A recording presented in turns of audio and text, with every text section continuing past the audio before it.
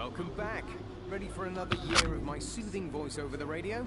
If not, you can tell me to shut up at any time. It'll hurt my feelings, but I'll understand.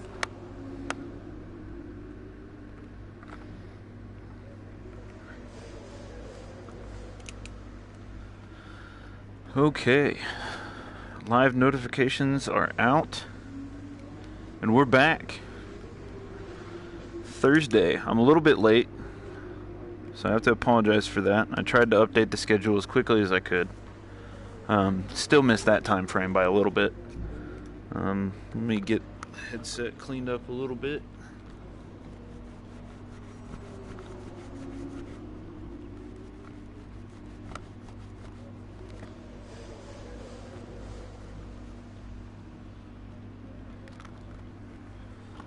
Okay. First things to address. I know I said at the end of last stream that I had my notifications caught up. They weren't. So I got to give a shout out to Paul Frasky. Gave me a follow at the end of the last stream. Hopefully they see this. I appreciate the follow. They had some very nice comments to give me as well in chat, so I have to thank them for that. Made for a very positive, enjoyable experience. So, with that being said, we are off in the My Team mode in F1 2020. This is the start of Season 2. So, I have one season under my belt. We've got some decent things done, but I am very young in the development cycle, so there's a lot we can catch up on with all of the research and development. But yeah, let's go ahead and get to it. FP1, Australian Grand Prix, Season 2. I'm not sure that I'm going to be able to compete for a Constructors' Championship. Drivers' Championship, absolutely. I should be competing for the win on that one. Constructors is going to be a little difficult. I was able to buy up and get a good teammate last season, but it seemed that my cars were underperforming regardless of who I put in the cars. So I want to kind of, this time around, I decided that I'm going to kind of develop the whole team as a whole, not just, put just put the top driver in the car and hope that it goes fast. I'm going to actually put time into the car. So I have, I pulled an F2 driver. They don't all need to be done in one session, but another thing with this game is that I'll wait till he stops talking. Another thing with this game is that I put a lot of concentration into it, so I might not talk as much for this. I am going to use the earphones, so maybe that'll help me keep my voice down a little bit better. But I usually use the earphones because I want to be able to hear better, and I don't want to... Okay, here's something to remember about this circuit. The most important braking zone is probably the penultimate corner, T15. It's a very tight left-hander. You will understeer if you take liberties with it, so be careful. Ooh, I don't know if I want to do that because that might turn up the game audio on the streaming side, so I'm not going to mess with that. I'll just go off of my sound bar. Yeah. Let me see if it shows my, Juan Manuel Correa. He's the only other American driver in this game. Perhaps we should get out there before it gets busy. So I went ahead and pulled him out of F2. So we have the All-American team running in F1. With that being said, let's start driving.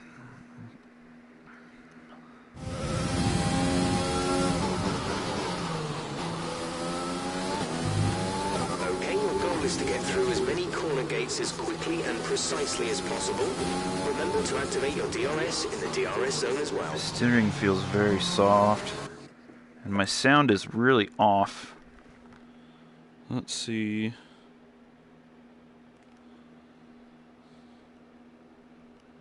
Okay. See if that does better. But I'm definitely going to need a little bit of time to get used to this driving again. Because this is very different from Gran Turismo.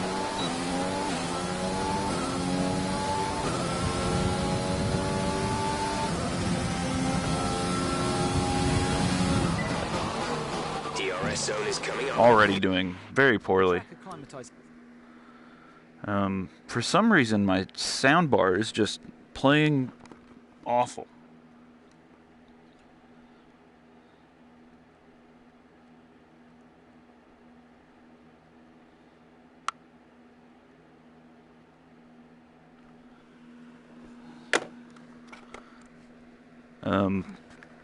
Okay.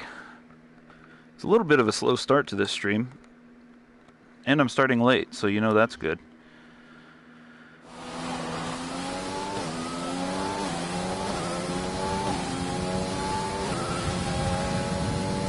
Okay, a little bit better. Another great thing about this game, flashbacks. So all the awful mistakes that I usually make in Gran Turismo can be erased. Like missing this first corner. Approaching the DRS zone, watch your MFD for the activation point. It is very different trying to race this game compared to Gran Turismo. My braking is just very poor. I also have to try to remember my buttons. I used to have a button. I know I have a button for flashback.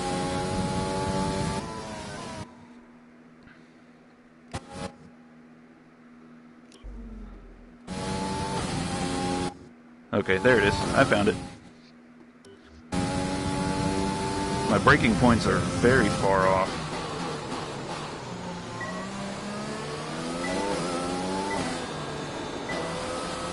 And having poor audio quality is kind of throwing me off, but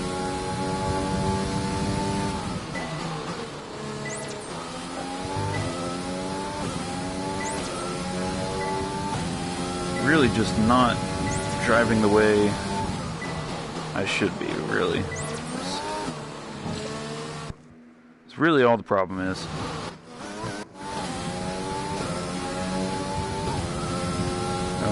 You will see me use lots of flashbacks, because one, I'm a perfectionist, and two, not a great driver. But to be fair, it's been a minute since I've raced in this game, so the physics are going to take a minute to get to me. I'm willing to bet after FP2 I'll at least be pretty close.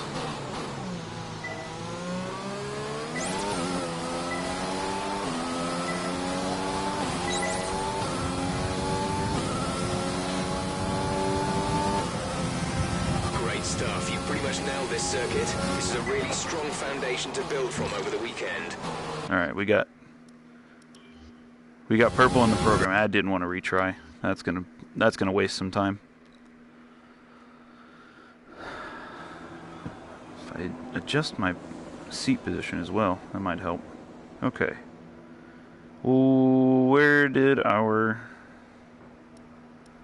It didn't post my time. Cool. Probably because I hit retry after I already posted the score, so... Off to a blazing start for me so far. My brain is just mush. Apparently. So, practice lap, I guess? As many corner gates as you can. The faster you get through each corner, the higher the score.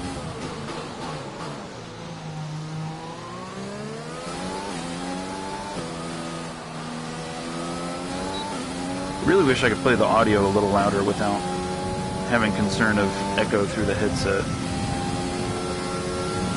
I know the pickup is really good on this headset. Get ready to open it. The shaping is pretty nice,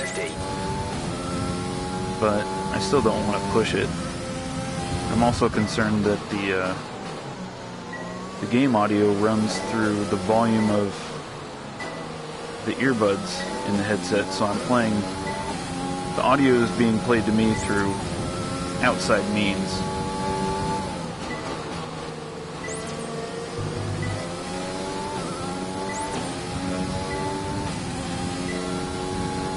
I think I'm trying to do too much too early. I think I'm trying to set the boards on fire when it's, you know, FP1 of a brand new season.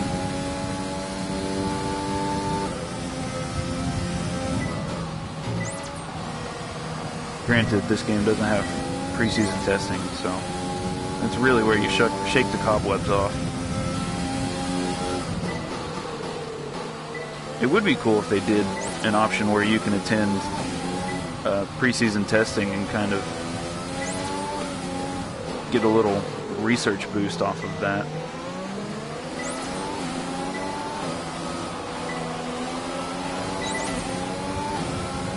So Kevin Magnussen is still here. The teams are a little shaken up. That's fantastic. For sure. I believe Magnussen's teammate, I believe Grosjean, retired. I believe that's the only notification they gave me for the off season. But the teams are still swapped up a little bit because I ended up pulling in a higher pay grade teammate last year, so that really swapped the teams up. And they haven't really changed since then, so there's going to be a couple of color bars next to some names that are not normal, like that light blue of the Mercedes next to Sebastian Vettel's name, because he races for Mercedes in this world apparently, and he's really good at it. And Max Verstappen is in the Ferrari with, I believe it's still Leclerc. And Mick Schumacher was my first teammate that I pulled from F2, and he actually got to stay. Some teams picked him up after I ran him through his first contract. I ended up going up in pay grade, and he ended up finding another team. So I believe he's now with AlphaTauri, which is cool.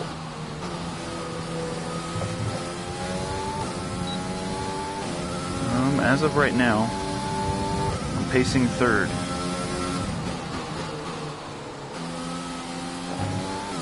So podium, but I want to be pacing out front. I think we can get there. I just got to get a little better with the physics that are going on. 128.0. We're not too far off. We're 0.2 off. That's good. Which technically I absolutely should not be, because I believe my car performance is in the bottom 3. But I have the difficulty set so that it's right on the edge of my driving ability. So I should be scrapping and fighting for a podium each week. And as my car performance goes up, I push the difficulty level up with it. Because I believe I started off, my car would perform in the podium around level 40 out of 100 at the beginning of this. And I believe I'm up in the 60s now that the car performs better. But looks like Pierre Gasly is now with Alfa Romeo.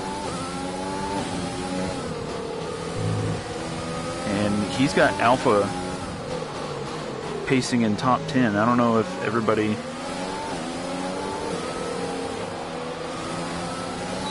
has taken a lap, but if everybody's putting down lap times, Pierre Gasly and the points for Alpha is really good. Okay, super job so far. We're getting great data. And this is my American teammate. So we are the All-American F1 team, which I think probably should have been my choice at the beginning of this my team session. You know, season 1 when they let you pick a teammate, I probably should have chose him because it would have been cool to have the All-American teammate. But I ended up picking Mick Schumacher. I mean, he carries the name. He's a good driver. He fit the budget. And I figured that, you know, he would evolve with the team. And technically he did. It just wasn't with my team. So, ever since I lost his contract, he's stayed in F1, so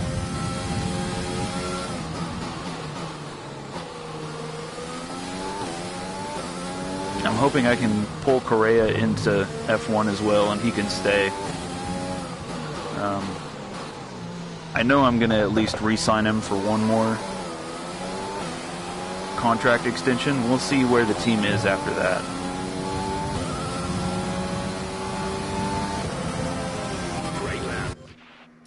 So we're still pacing well. I think we are pacing P1 now. I'm not sure by how much. It's probably still going to be a fight by 6/10, so it'll still be a decent fight up at the podium.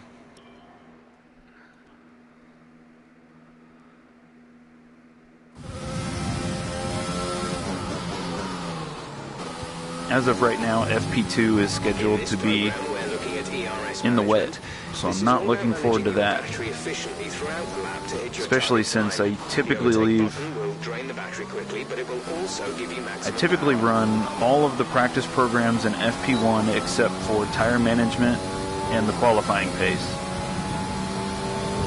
And doing both of those is probably the worst in the wet, so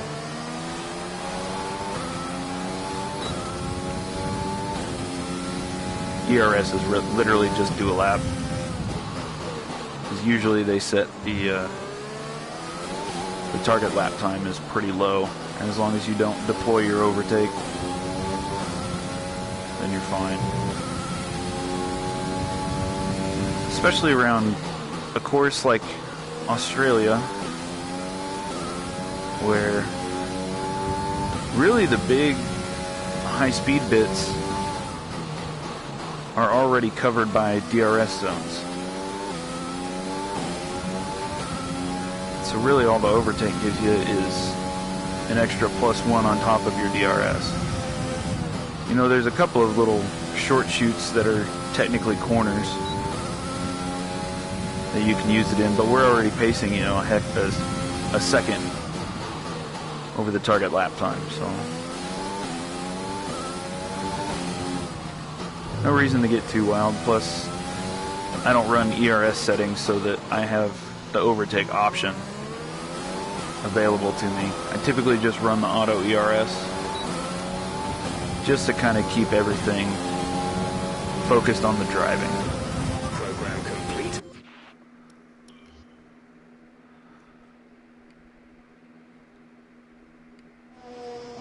Because I really like the driving in this game. Run fuel management as well.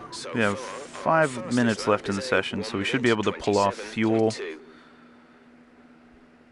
and then we'll be done. And hopefully it's not an entirely wet session for FP2. Fuel management here, so try to lift and coast going into the corners. Don't be too aggressive on the power. We should have enough time for 2 laps, just in case I perform poorly on the first lap. We'll see. See how it goes.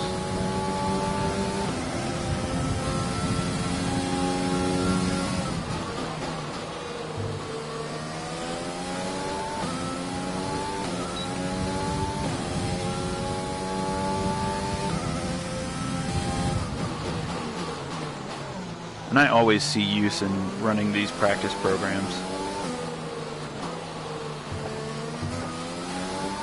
because they're going to give you lots of resource points, and it's really good to put down laps on the track. You know, this game isn't like Gran Turismo where you can usually just kind of feel your way around, even though these are all very famous tracks that you've probably raced on before if you've played racing games, but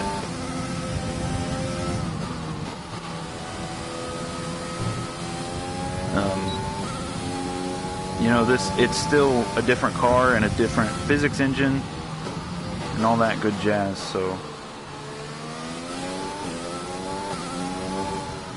run the fuel. I don't think we're going to get the fuel savings on this first lap.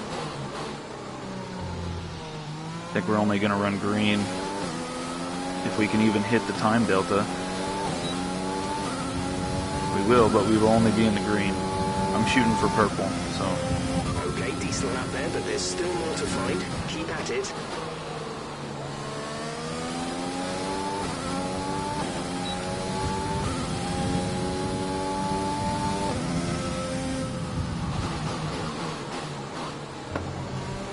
You know, some tracks are a lot more difficult to save fuel than others. This seems to be one of them.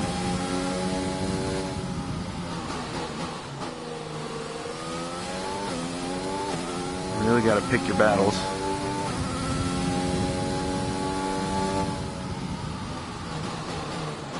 The easiest way for me to get... I typically just game the system on these practice programs.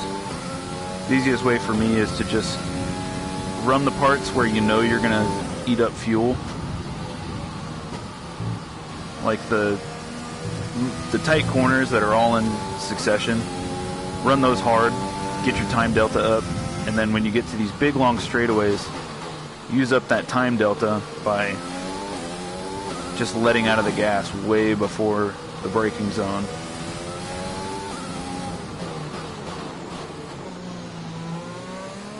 I don't know why it was so much easier that time compared to the last one. There must have been a couple of corners where I really just wasn't paying attention. That should be FP1 over, and I think we are back into the swing of things. And the session has drawn to a close. We are immediately going to be review slapped in the face with a wet session. Hamilton and Sebastian. And I understand racing in the wet is part of it. You know, it's part of F1. It equals everything out, and it's cool. I get it. But I fucking hate it. I genuinely hate it. It sucks because I'm not great at throttle management. And I really love being able to have that really late braking point and just being able to dive off into corners. And when you're in the wet, you have to just tippy-toe so much. For another crack at the championship. I'll be on the wall as always, feeding you only the finest. So hopefully this whole session isn't in the wet. We're at least going to run it. Try and pick up those the tire management and the qualifying pace programs, because they technically still work in the wet. Let's see what it's looking like. It looks like it's going to be a wet session entirely. Recommend taking the wet tires in the current conditions? Yeah, it looks like it's going to be an entirely wet session, so awesome, awesome. And we're going with the full wets, so it is pouring.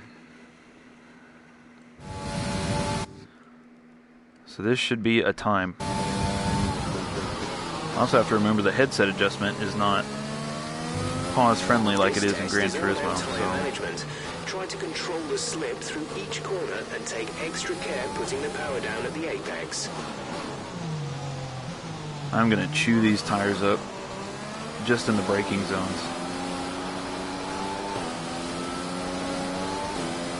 almost let go of it there. Easiest place for these tires to break is gear change.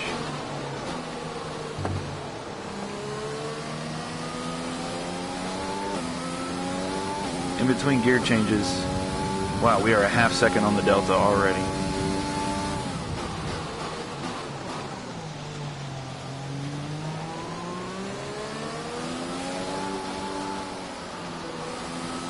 If you're in the middle of a gear change, that is where the tires are most likely to break traction.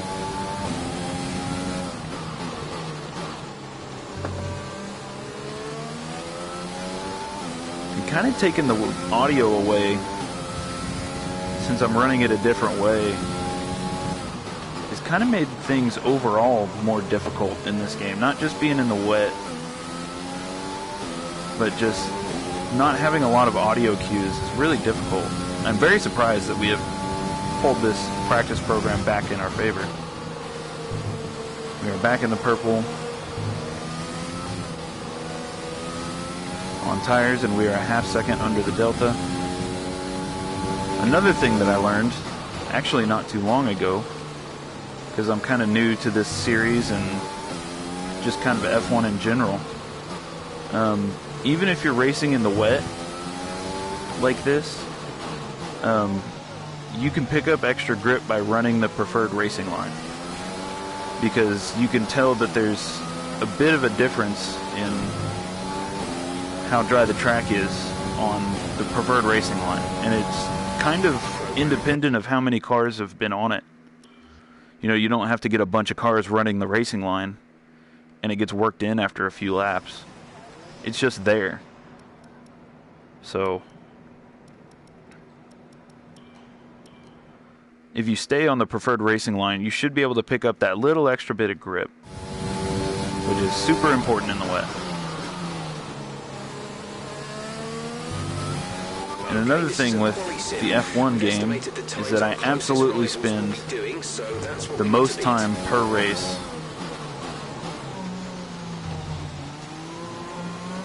on this game, if that makes sense. Like, one race weekend is a whole ordeal in this game, because I run all practice sessions and then qualifying and then the race with you know, like the NASCAR game, you run one lap of practice and then one lap of qualifying, and then you just go out and race. And then, you know, like Gran Turismo, you just jump in and race. As much as I would love to have the qualifying mode in Gran Turismo, like I know there was, I believe there was in Gran Turismo 4, if you ran it in A-spec mode, you were allowed to qualify.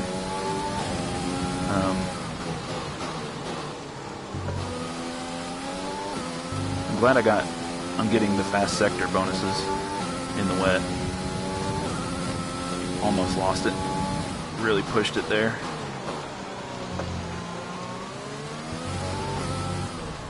Damn it. Ran the curb too much.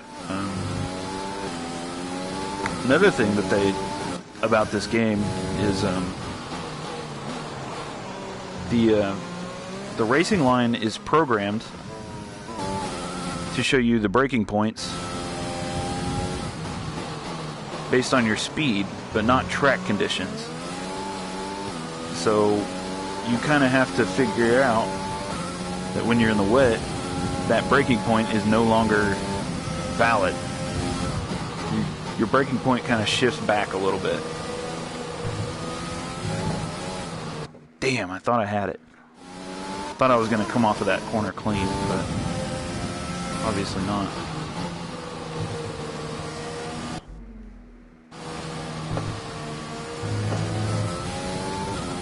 Letting it run out to that curb probably didn't help, but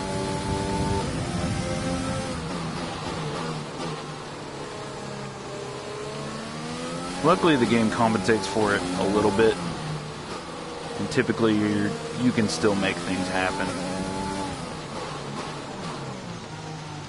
I feel like I want to run more downforce in my setup, but I feel like I'm struggling in some of the corners.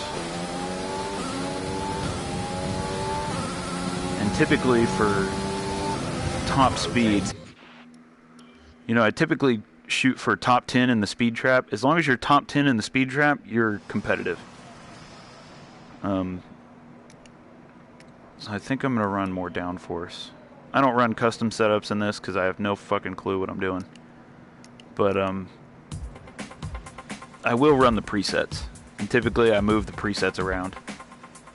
I think I'm going to run a little more downforce. Because I felt, it wasn't just for the wet session, I felt a little bit of a struggle in FP1. You know, I wasn't really able to dive into the corners like I wanted to, so.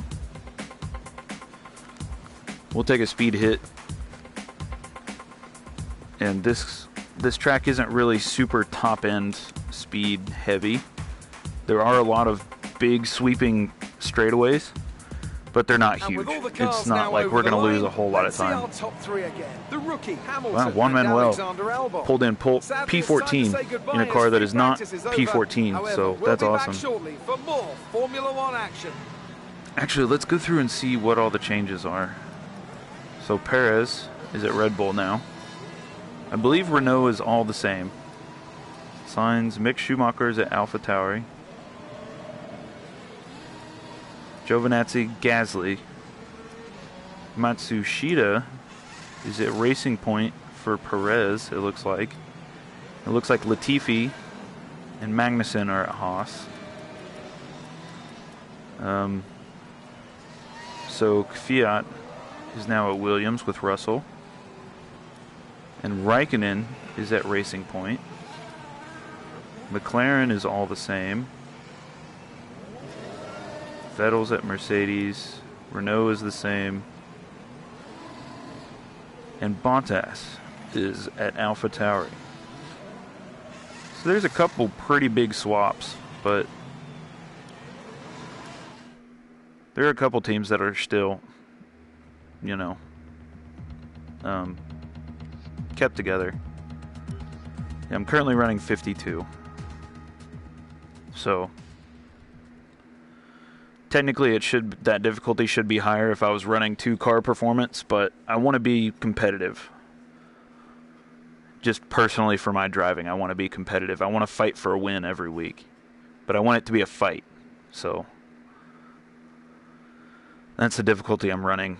And, you know, if one race I feel, you know, like I ran away with it, I'll probably bump up the difficulty and then see what happens in the free practice for the other ones.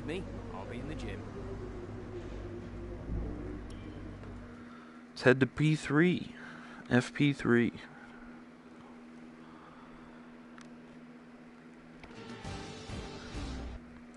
We'll see how far I go for this. I do want to run a qualifying session in the dry.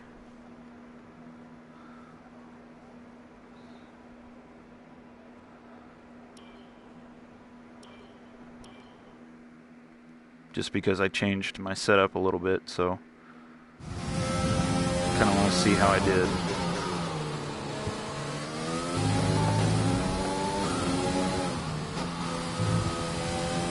I think this is the first time I've been on softs as well, so that'll definitely change my grip level.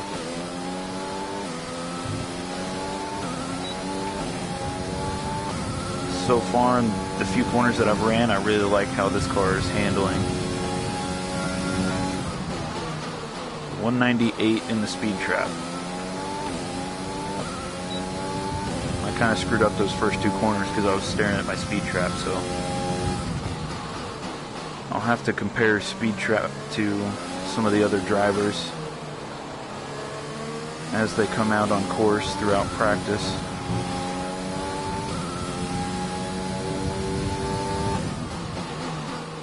Because there's not really a way to compare speed trap speeds in this game yet, which is kind of upsetting. You really just have to wait for a specific audio cue while you're sitting in the pits. They give you a rundown, like your best time, where your teammate is, what tires you ran, and then they tell you what your speed in the speed trap is and where you sit. but you have to, it's a totally random audio cue. So typically if you just watch what your speed trap pops up as, there's another menu where you can spectate the other drivers during their practice runs, and they will tell you what their speed trap times are and where they sit. So we are still running 7th in qualifying. See, that time I ran a 199. I'm taking another lap. That was a 125. That was actually pretty solid, at least compared to our only other dry session, which was P1.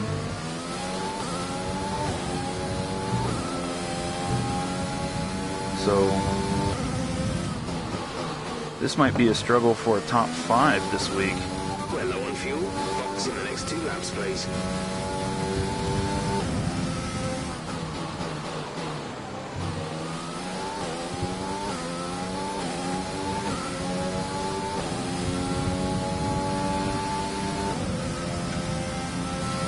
Come in this lap, please. Box this lap. Yeah, I'm not boxing this lap, bud. I'll let the computer handle it after I hit the start-finish line. Hopefully Lando doesn't hold us up these last couple of corners. He's going to.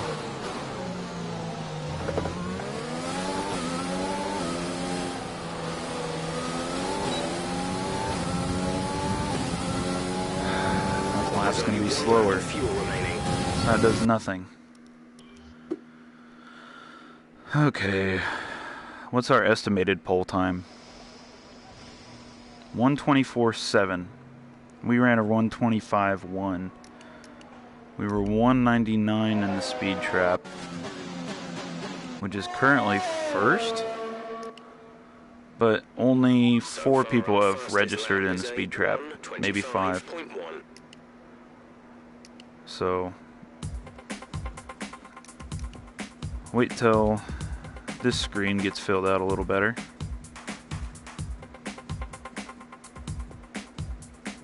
Then we'll know what we ran in the speed trap comparatively.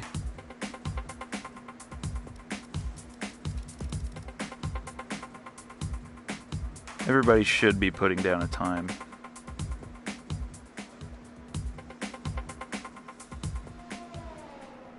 Leclerc is making his way through now.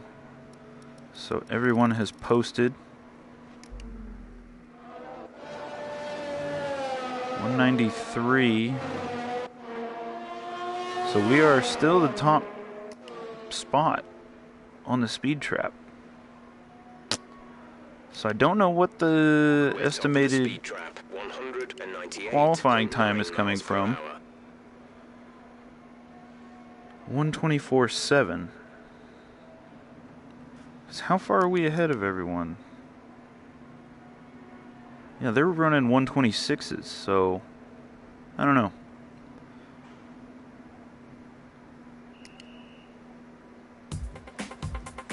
I don't trust it, but we'll see. We'll see how far that ghost gets ahead of me when we go to the qualifying session. It's time to remind ourselves of our top 3, who are the rookie. I mean, we got a 1 second and gap. Sebastian Vettel. And that's it. Practice is. So, but it's saying that we're not going to do well at qualifying.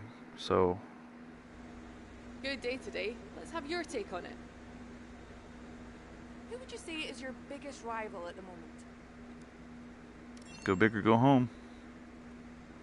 You spent a lot of time on the track during practice. Does the car have enough reliability to sustain that? Aero is working on stuff right now, so Appreciate your time. bump their morale up a little bit.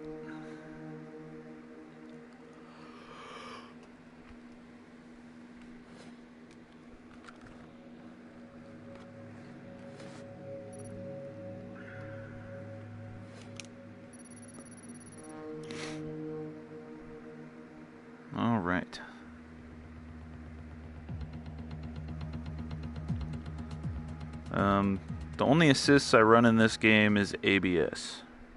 I believe everything else is in my hands. There are no other assists on other than ABS. That way I can put down maximum braking force.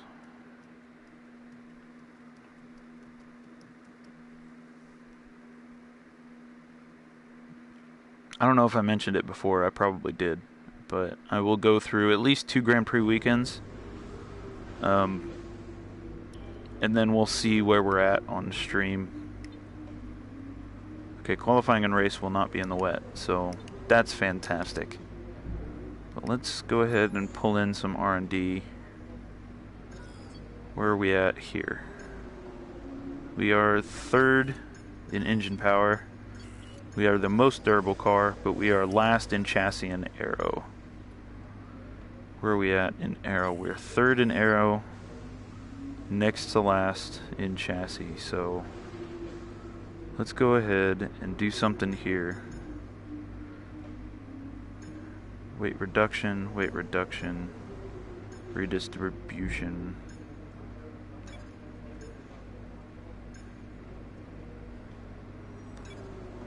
Let's go ahead for the weight redistribution, because I feel like that's going to help our handling better than weight reduction. And that major upgrade will at least get us in talking distance of some of the teams above us. So it looks like chassis and aero are the only people working on things right now.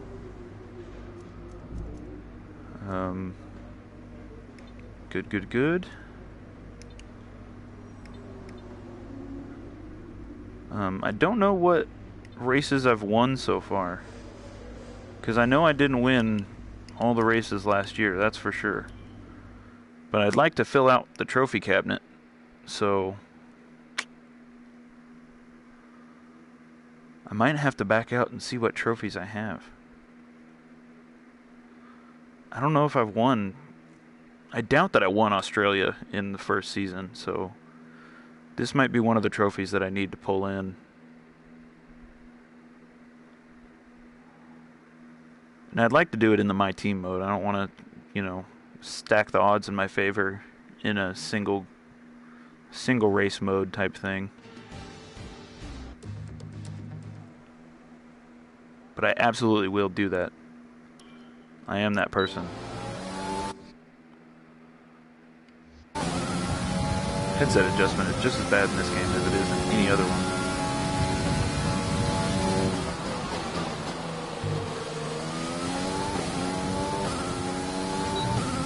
So I figured that first corner is where I'd lose a lot of time, but we are on pace. This is the next part that I'm scared of, losing time.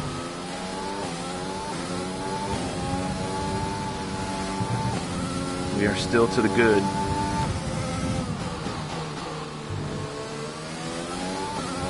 A lot of these high-speed corners, I'm worried that I don't have the downforce to run a lot of speed, but it looks like we're pacing very well. Figured I would have to overbrake those corners compared to everybody else, but it looks like we're doing well.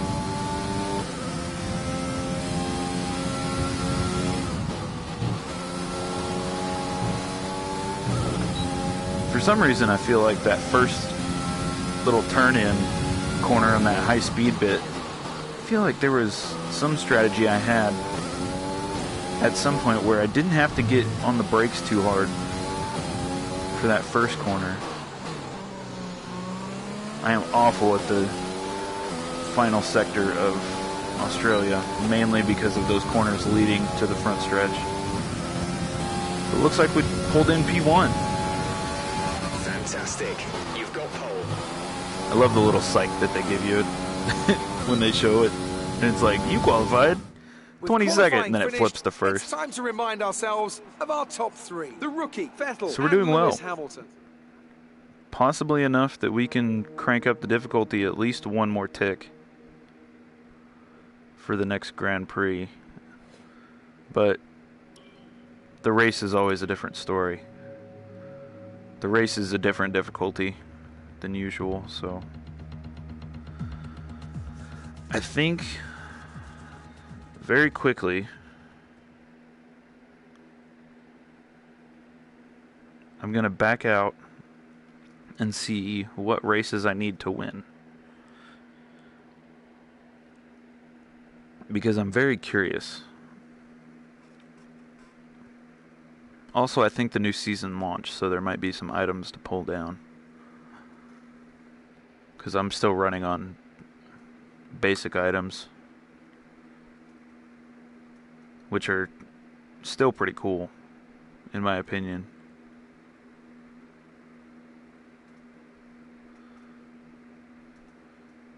Also, for like the 0.2 people who are following the saga of... Call that a successful qualifying?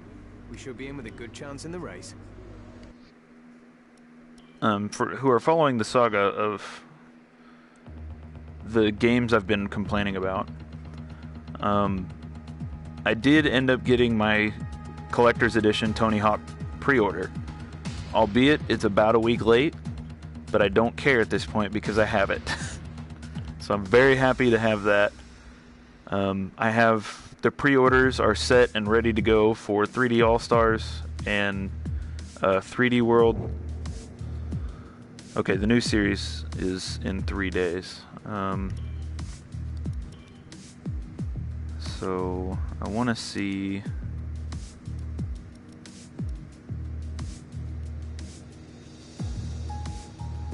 where... Okay, trophy cabinet. So Vietnam looks like my oldest win.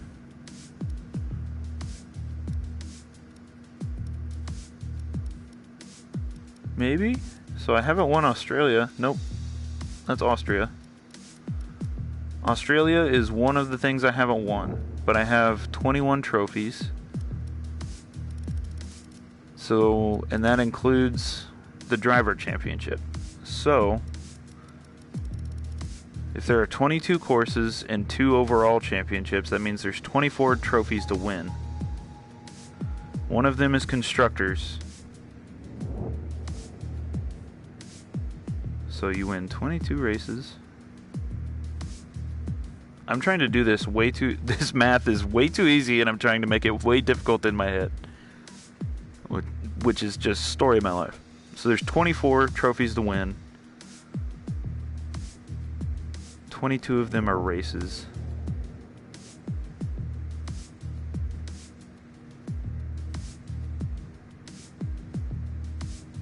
So I think I need to win... There's 2 races that I haven't won, and one of them is Australia. I believe.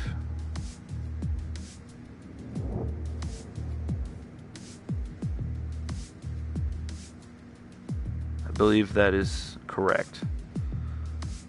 Because if I win constructors, then I would need 2 more. Yeah, okay. That was way easier than I made it. I made that so difficult the way I was trying to do that math in my head.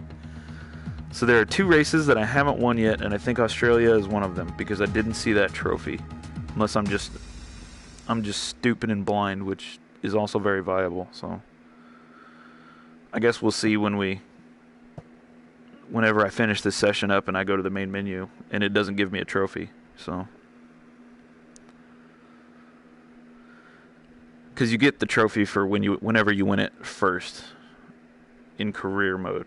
Because it's like you get this trophy, Australia career trophy, Drivers Championship career trophy. So you have to do it in the career, not just load up the track and get the trophy. Although I'm pretty sure that method works for the achievement that comes with it, so. And that's really all I'm after. That's all I care about. All right. I think we can. Because all the trophies look the damn same. They just have a different flag on them. Chance in the race. All right.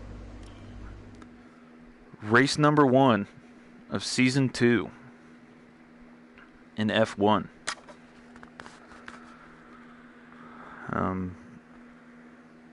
I'm excited to run with a teammate this time. because last time I was really ready to liquidate my teammates last season, and I think that really hurt me. So I'm actually going to stick with my teammate and work with him.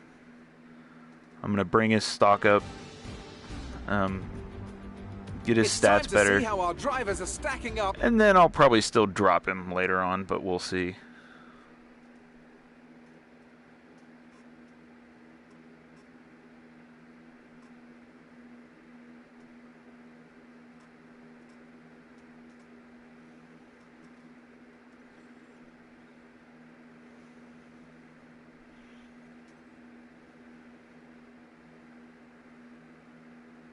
I should have ran through the nice little teaser that they gave you before the race. That would have been neato. Let's convert this pole position into a win today. Good luck.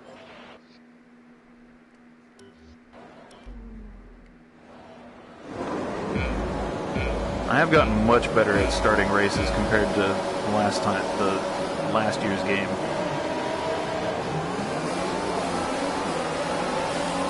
Man, not being able to hear engine tones really kills how you start the race. My goodness. Hearing engine tones is almost all of the strategy for starting.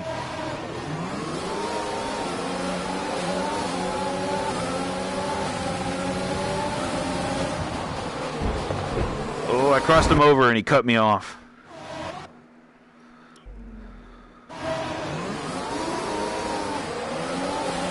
Way too much wheel spin.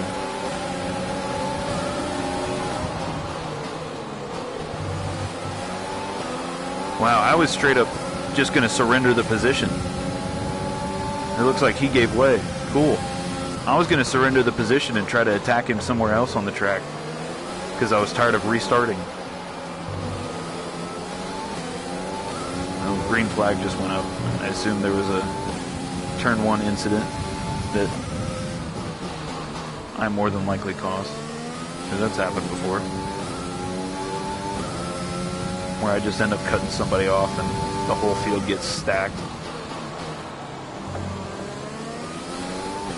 One thing that they do model very nicely in this game is the fact that first place has a huge advantage on literally the entire field.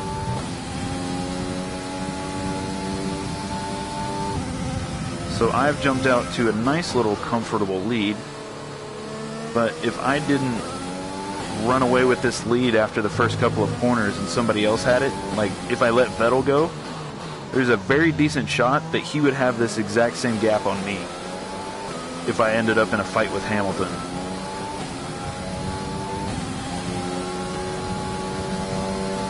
Because if you're dueling with someone compared to the leader who just has to drive the track, my goodness. The time disparity is huge.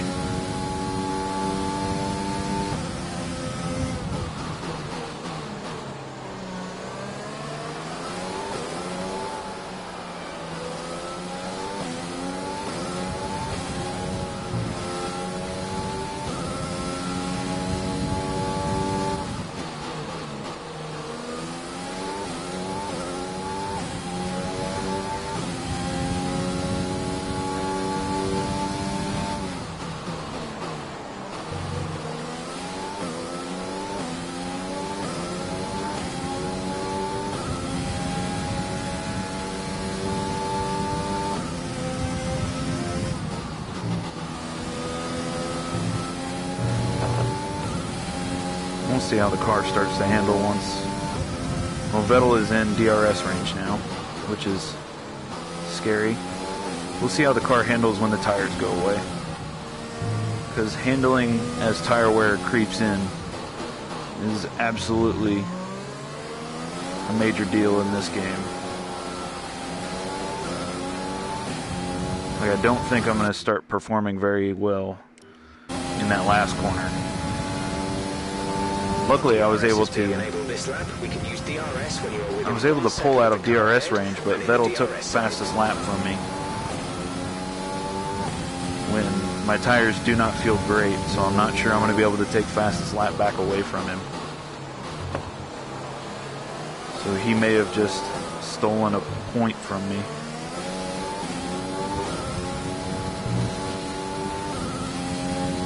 Which at this point is really just trying to mitigate the damage that Mercedes is going to do before I become competitive in Constructors' Championship.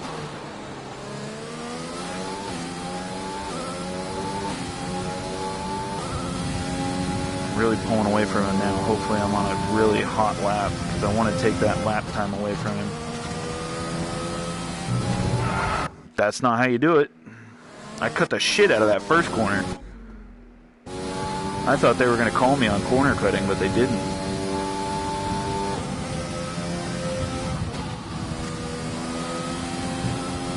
Maybe that's the strategy that I was thinking of earlier, where you kind of don't use the brakes, you just cut the shit out of the corner.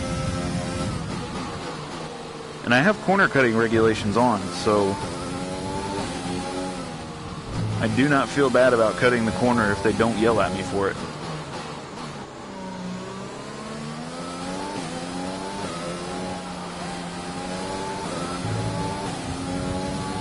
Hopefully I can take fastest lap back. He will definitely not. Let's go! Yeah, he's falling off hard, so I think that lap time will stand. We got 2 laps left, so we are cruising along nicely.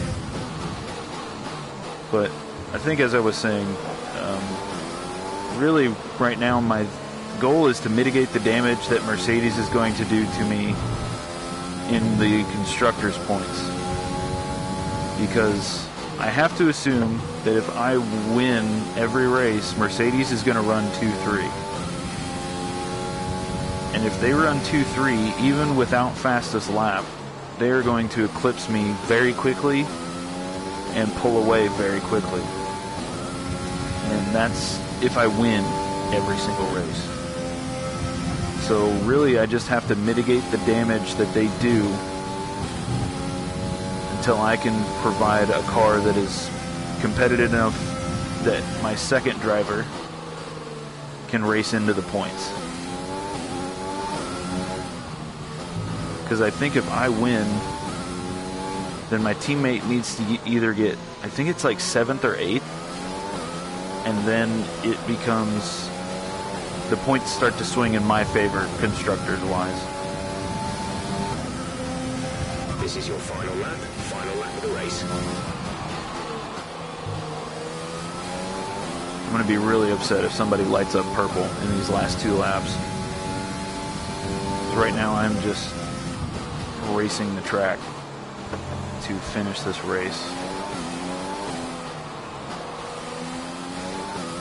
because Vettel is well out of DRS range. DRS is really the only thing that will kill me. I'm glad I went for the extra downforce, because I'm not really getting... Typically, the big problem last year was that I would get chewed up by the Mercedes in the straightaways. But I also changed my powertrain provider, and that sent me to the top 3 in power, in engine power, so I don't think speed is going to become an issue this season. Ooh, I think I know the other race that I didn't win. I think it was Silverstone, because I really went for a more powerful tune-up in that race, and it really hurt my downforce. Like, catastrophically hurt my downforce in that race. And I know that I didn't win that one because I was fighting Ferraris the entire race. So I think this race and Silverstone are the 2 races that I need to pull down. Hey, Mick got driver of the day. Good work. Another superb Australian Grand Prix comes to an end, and it's a thoroughly deserved victory. Tell me, Ant, how did they manage to achieve this win? Well, this was a real team victory. They put together a solid strategy today that appeared well suited to the conditions out on track. The driver did everything that was expected of them in the moment to really execute the team's plan to perfection. A shining example of how F1 really is a team sport. Here comes your top three making their way down to the podium for what can only be described I'll as let a this play out for the fantastic first day race. for Formula One.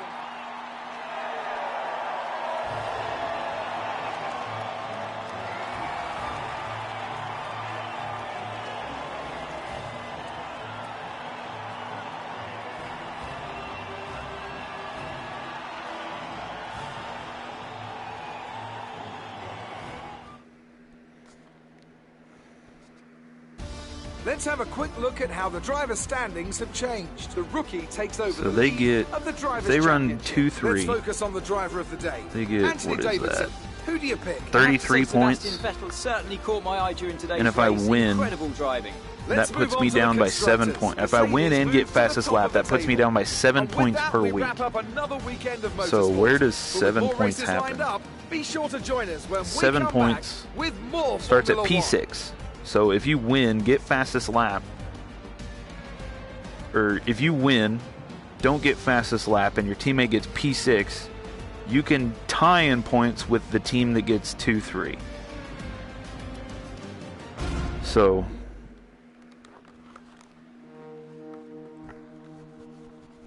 it's going to be an uphill battle. And that's after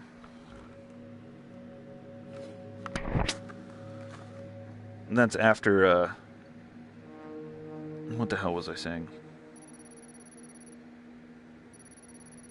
I totally just lost my train of thought. Oh, that's after the Mercedes team is absolutely going to pull a gap in points. So I would have to make a car that competes for podium every week, I think, to chase down the Mercedes. Unless Mercedes just decides to have a bad week.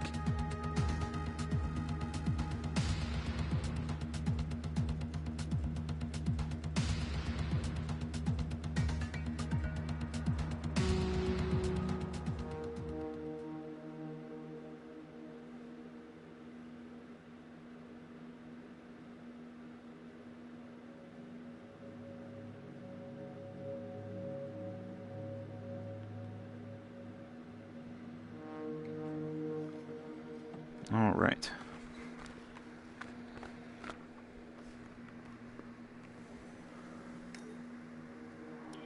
Let's see. Podium celebration would be cool. I don't really need... My team and my driver acclaim have been doing very well. I think we'll go with the podium celebration. I guess driver promo just to fill it out. We have 500 points to invest in R&D. I think we're going to save up and get that development on the chassis. And the next two aerodynamic upgrades are... The next three, really, are major developments, so those are going to cost a lot of points.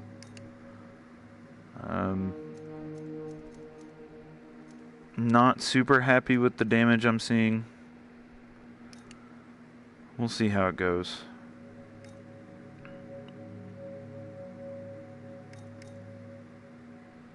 What are we at? We're at 25 mil. Really, I want to hold that just to make sure.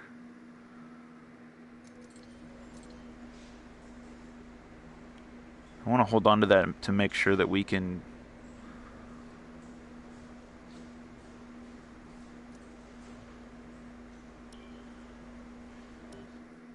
retain my teammate. But I also really want to invest in better facilities, so I think with the 10 mil cushion, we should definitely be able to retain my teammate, because I think he was F2 driver, so he bought in for, I think it was 1.5 mil. So I don't think he's going to go up a crazy amount. I think Mick, after first contract negotiations, went up to 5. But we'll see. I think that might have been after AlphaTauri threw money at him. So let's go to Bahrain. And I did see a trophy for Bahrain, so...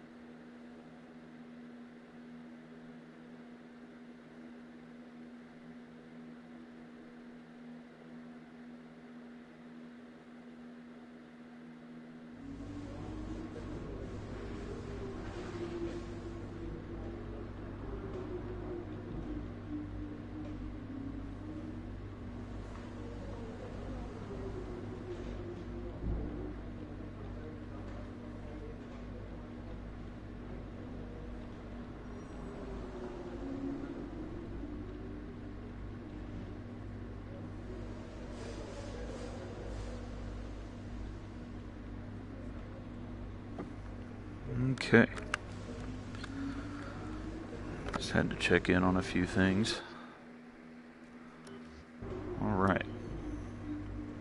And we are in the dry. Thank goodness. Good to see, good to see.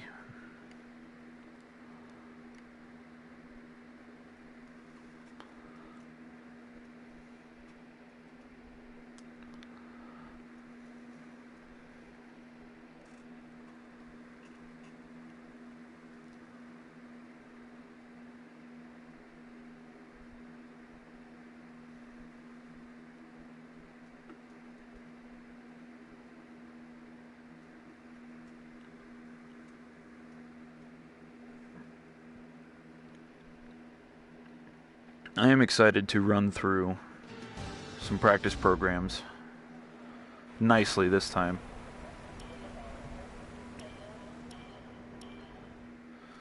But boy, is this game tough to play without audio cues. We'll see if I come back to this game for tomorrow. As of right now, I plan on it, but ooh, Bahrain has this big back straightaway. We might have to... We could adjust our setup for this back straightaway specifically. That's where the tuning really comes into play, because this track has this big front straightaway and that big back straightaway. I'll just have to keep note of 201.5. Approaching the DRS zone. And the rank that it gives you kind of doesn't indicate really where you're at, because right now I'm like one of the first cars on track, so me being first in the speed trap doesn't really mean anything.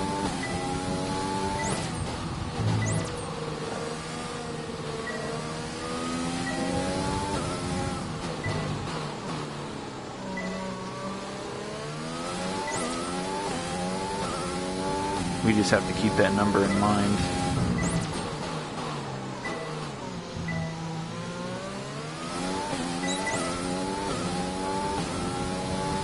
Tracking well on acclimatization so far.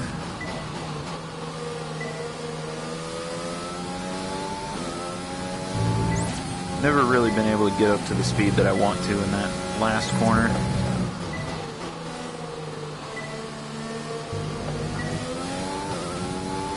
Right now, I'm kind of frustrated with the downforce. The corners are not sticking like I really want to. So as of right now, I'm really leaning towards great stuff. You pretty much pulling in some more downforce, but I don't know what I'm at in the speed trap. So if I end up being like fringe top 10 in the speed trap, then we'll see how it goes. Plus, it's really just these high-speed corners that I'm really frustrated with. So... Okay, we need a few solid laps here to help us calculate a good race strategy. And I'm usually pretty stupid when it comes to running these practice programs, because I run I run them all usually about the same order. You know, I'll run acclimatization's always first, and then race strategy usually I get out of the way, just so that I can, you know, put wear on only one set of tires.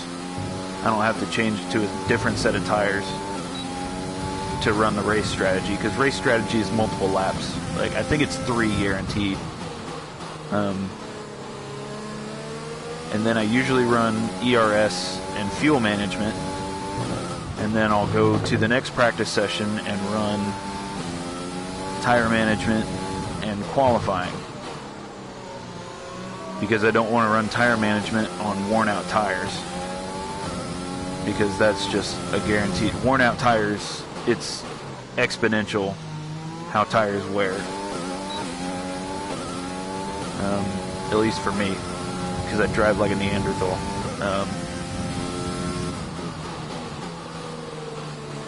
But the weakness in that strategy, it's very nice for tire sets, because really this first practice session I only use one set of tires.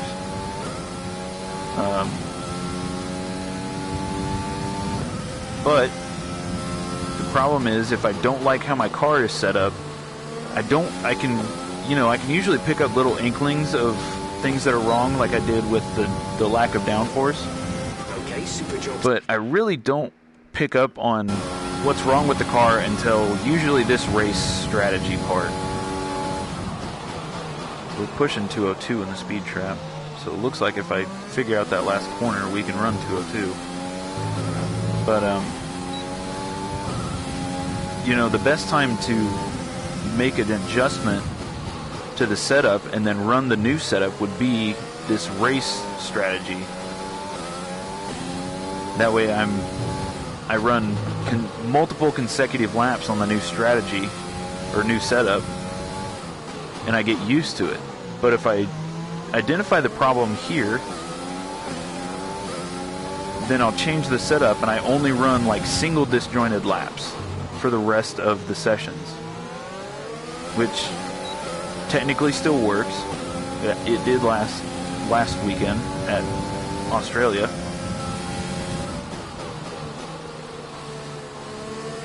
But it's just not as good. But since it still technically works, I think that's why I run that kind of practice strategy. I definitely think I need more downforce. I think that if I'm still tracking first in the speed trap, because it showed me as first, you know, I can still be competitive just being top 10 in the speed trap. So, great lap. You nailed what we asked for. Keep it up. I say I sacrifice some top speed, give myself a little bit of more downforce. The other thing that is hard to tune for is I typically run only a single set of mids for the first practice. And then the next practice I run a mid and a soft. Or I run the qualifying pace and I just run the same softs for the tire management, and I just watch what the fuck I'm doing. And I'm sorry, that curse was unnecessary, but not that I'm against cursing, it's just that one just kind of rolled out of my mouth.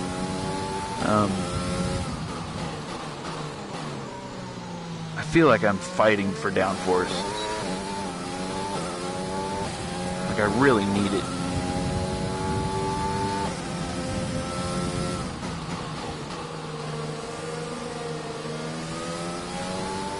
And I've really been, in the R&D section, I've really been fighting for front downforce, because nothing is more upsetting than when you're running a corner and it just pushed, the understeer is just so bad. You're helpless. You can't do anything. You just have to wait for the car to slow down and settle itself. At least with the lack of rear downforce, you can play with the throttle and you can steer into the slide. You can do all kinds of things for lack of rear downforce. Okay, super job. But if you have a lack of front downforce and your car understeers, you're just along for the ride. Like, you have to slow down is the best way to get through it, I guess. And it's just so frustrating. believe everybody's run. Hamilton is 6th in the speed trap at 200. 9th is 199. Okay, so I'm definitely going to pull in some more downforce. And then we won't really know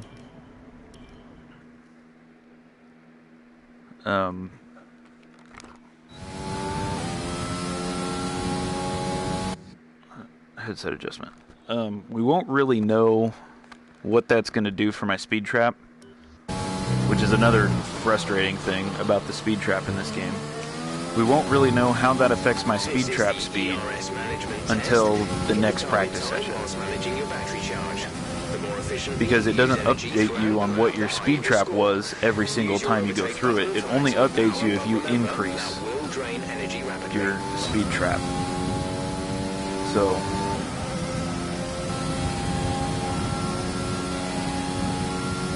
Bahrain is another track where, yeah, see, we just increased downforce and we just ran 201 in the speed trap, so we are A-okay. There is no question that we should run more downforce if we are keeping speed. I feel like it's showing immediately in that corner.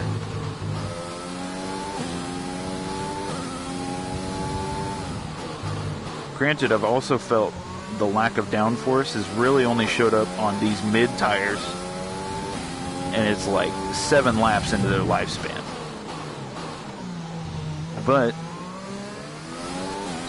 the other thing I have to keep in mind is softs wear out quicker, and it's a 5-lap race. So if I'm feeling lack of downforce after 4 laps on mids, that's probably you're gonna feel a lack of grip after 2 laps on softs. So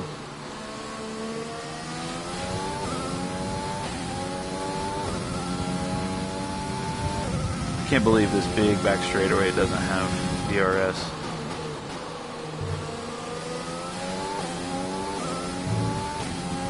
Might as well activate overtake. I saved up enough that I could just run it for the rest of that lap.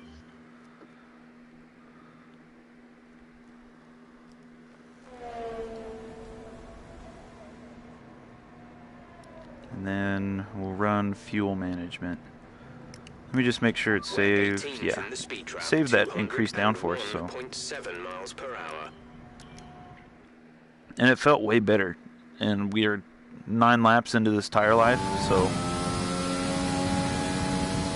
being able to see an increase after, 3 extra laps on the tire life is really good. I'm excited for what the car is going to feel like on soft. Corner entry to save as much as you can while keeping under the minimum lap time. It's also way better to move from running mids all practice to the softs, because then you'll feel slow through the corners, actually, because you'll be like, wow, I can push way more in this corner. Obviously our speed trap didn't update that time, so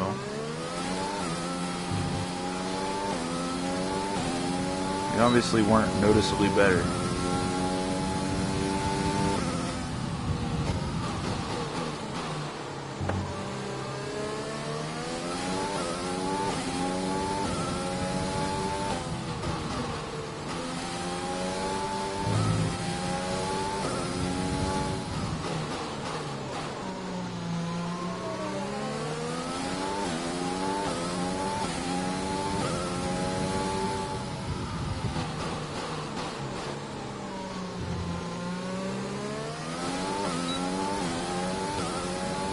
You have a huge gap to the Delta.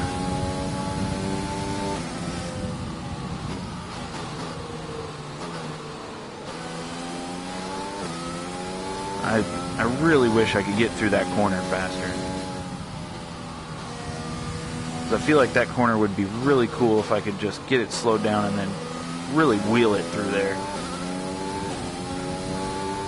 I know I've done it before because I know what it feels like.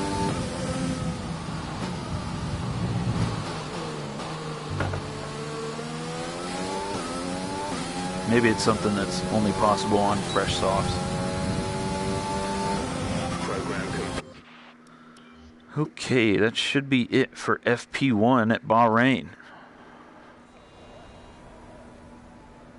Yeah, there's only 3 minutes left, so the objectives are going to be done in qualifying. Our best lap so far is a 1:31.6. The session has drawn to a close, so let's review our top three. The rookie.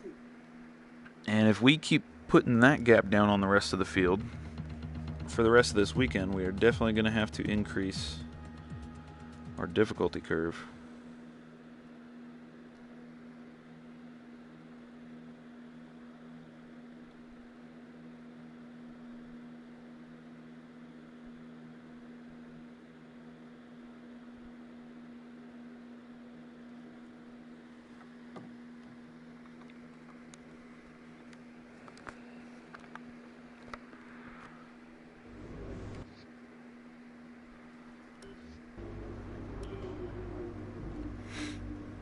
And I think, as of now, I'm thinking I'm going to run this race weekend out and then I'm going to call it.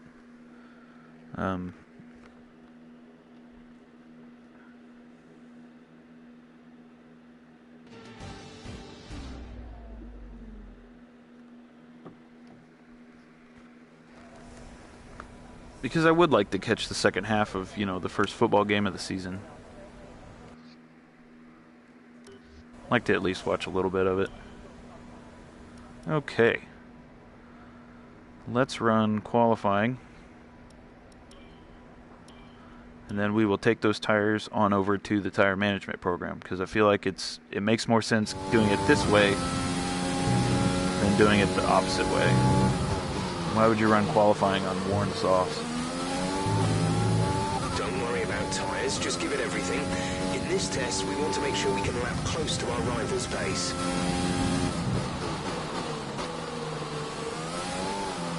Damn. I knew I was getting on it too quickly. Oh, this is... I was like, why can't I start? Unfortunately, I remapped the buttons a little bit, so the fast forward button is mapped to the same button as the look behind. So every time I fast forward through these, I have to look backwards.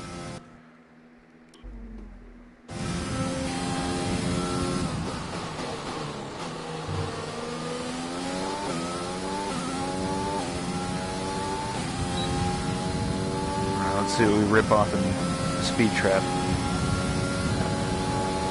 200 puts us in 6th. 204.2, that's massive. Soft tires make a huge difference.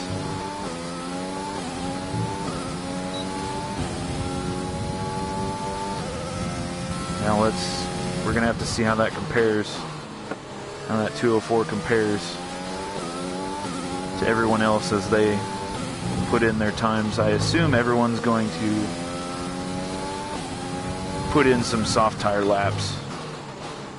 Usually by FP2, everyone starts to run soft tire laps.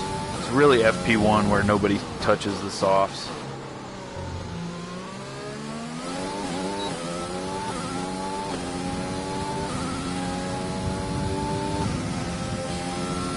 And when you run, well, that's a little closer to what I want, but the car really wants to poke around when I get to the throttle in that corner. What was I saying? Yeah, when you run short weekends like this, when, I only run 5-lap races, so really hard tires don't make sense. Because I never run a whole lot of laps, so even on those mids that I was using for FP1, I was able to run through the entire practice session. What did we get? A 129.1? That's estimated 2 seconds ahead. That is not okay. That definitely requires more difficulty curve. So we might have to adjust that between sessions. We'll see. But obviously the estimated pole time is not correct, because we were estimated to qualify 7th in Australia, and we ended up first by at least a half a second. So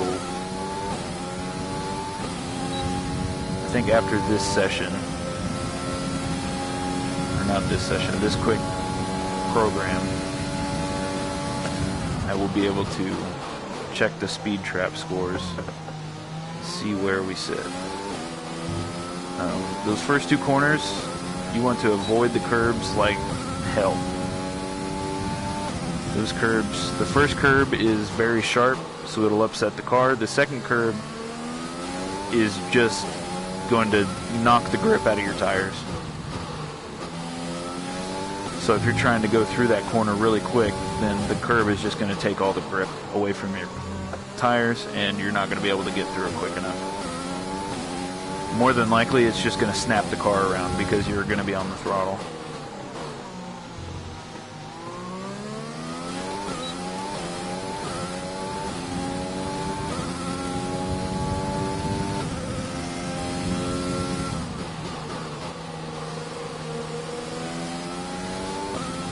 Oh yeah, it's the tail end gets real floaty when you start to run back into the throttle on that corner, so don't think you can really run it all out. Maybe I'm thinking I was running an F2 car when I ran that corner really fast. I don't know. It'd be really weird to just think, I know I can run that corner fast, and I'm thinking of like 1 lap in an F2 car. My brain is not all there, obviously, if you've seen any of these streams. Is a little broken. That's okay. But, you know.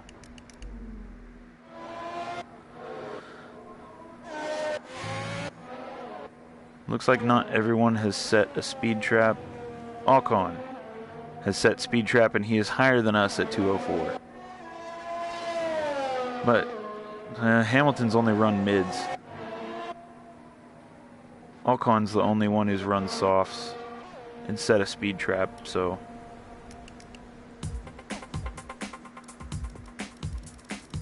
wait for some more times to roll in and then we'll check. Hamilton being at 200 on the mids seems like he could be a threat. Not everybody's running softs. A lot of people are holding off on the softs, so we really don't. Giovinazzi's 201 on the softs.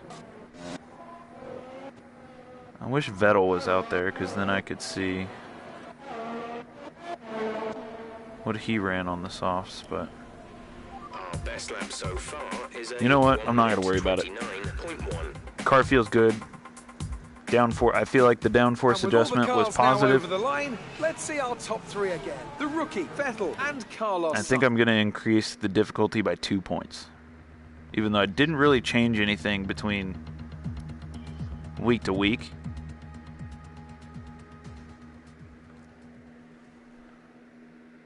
Because I don't think any of my research went through for this race. So nothing should be different about the car. But I do know your performance can really jump up and down depending on what whether your driving style fits the track or not. So maybe I'm just better comparatively oh goodness. Maybe I'm just better comparatively at Bahrain to Australia. Oh, the hiccups.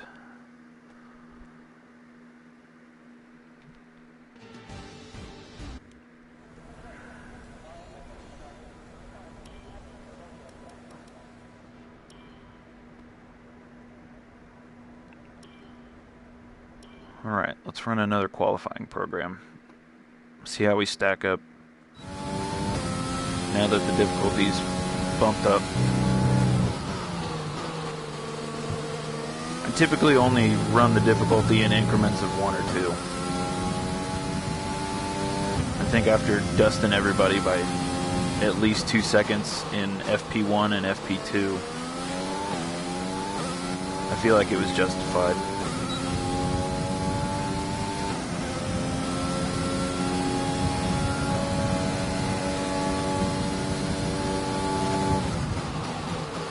.204 in the speed trap again.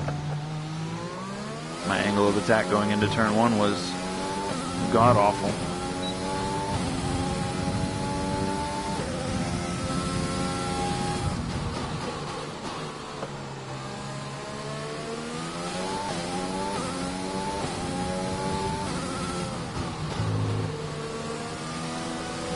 I feel like I really haven't set a really blazing lap yet. I feel like I've kind of just been running laps. I'm definitely going to try to rip the boards apart when I get to qualifying, because that's typically what I do. But it's also nice to have the ghost car to compare yourself off of.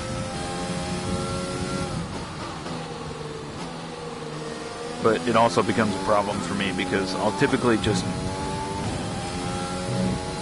try to rip the concrete off of the track. But if I start to put a gap on the ghost car, then I'm just like, alright, finish the lap, don't screw it up.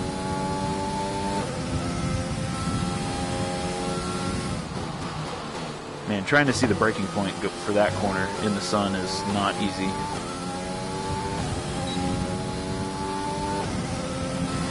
Okay, test. 129.9. I don't remember what we ran last time. I think it was 129.1. But we are still tracking a second, so...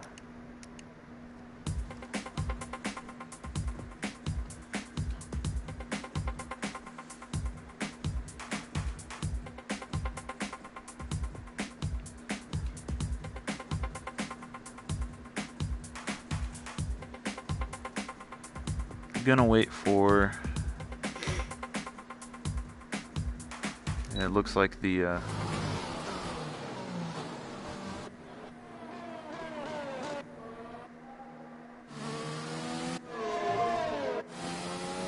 Why is Vettel running hards? Okay. I was gonna wait for the Mercedes to rip off some hot laps, but Lewis was on softs and he didn't really challenge for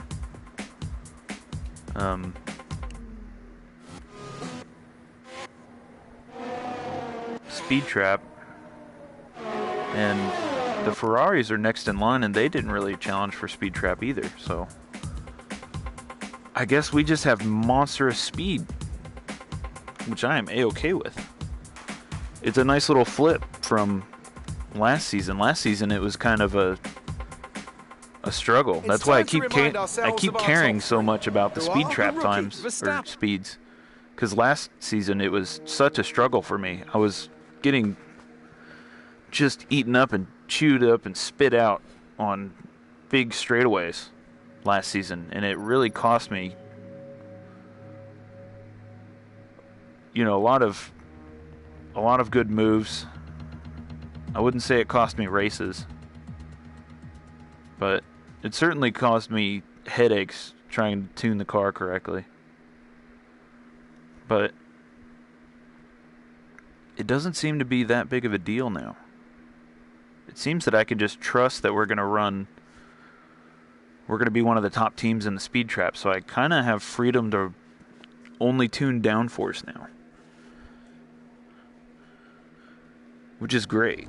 You know, it's not, you know, I'm not going to go all out downforce every weekend. We're not blowing teams out of the water that way.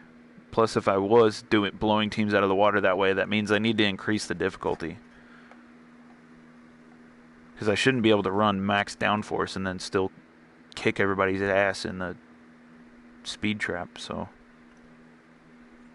but I did up the difficulty for this weekend because we're showing good lap times, so I went ahead and bumped the difficulty. I think if some of those major car developments get done in between the next race weekend, then I'll probably bump the difficulty again, depending on how we look after this weekend. Because race pace is very different from the practice times and sometimes even qualifying. I was a little better through turn 1 that time. Could still be better, because I'm still right on top of the Ghost driver, so very competitive through that first sector. It looks like sector 2 is where I'm going to start pulling out. Bit of a lead. It seems I'm not as dominant through the front straightaway as I thought I was going to be. It looks like sector 2 I really pulled out a big gap. So now it's going to be kind of hard to judge where I'm at for this final sector.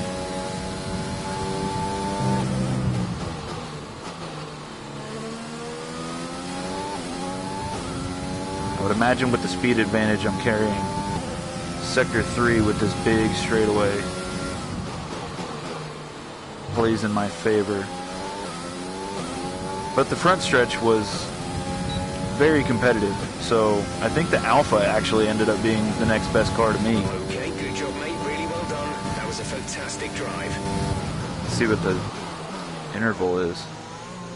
'Cause that might And with qualifying change our complete, difficulty. let's Yeah. review our top 3 today. The rookie, Hamilton. I was kind of hoping that the Ferraris With qualifying would wrapped up, we now have our grid outdo lineup the for the big race Mercedes, but tomorrow.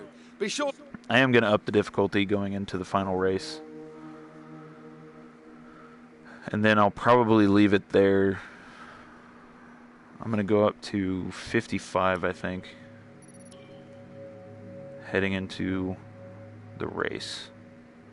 Because I just upped it to 54. So I'll put it at 55. We'll run the race because I think race pace is going to be very different. And then I'll kind of get my feet wet in the next weekend, seeing where we need to be. Still not sure if I'm going to do that on stream yet. I might just finish out the week in F1. We'll see.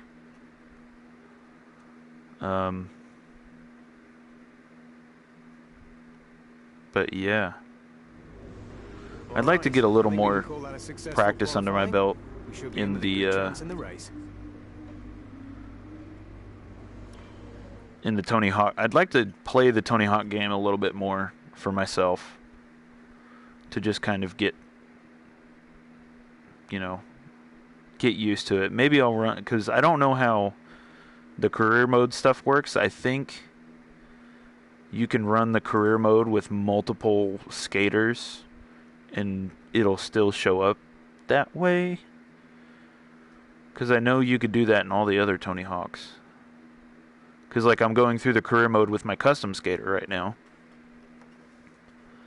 But I don't know if you can, go back and do a career with Tony Hawk and then get stat points for him and stuff like that. I skipped the damn intro thing again. Son of a bitch. Well, oh well.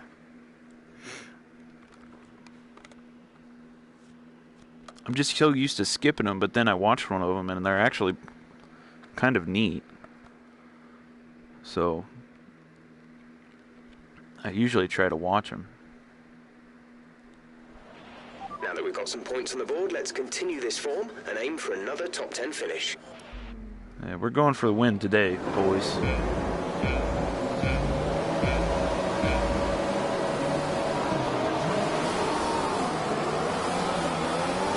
Way too much wheel spin off of the start.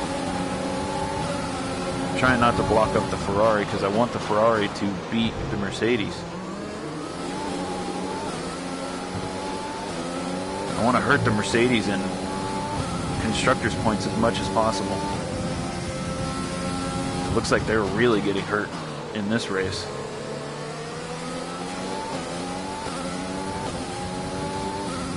because I think Hamilton really fell off the board.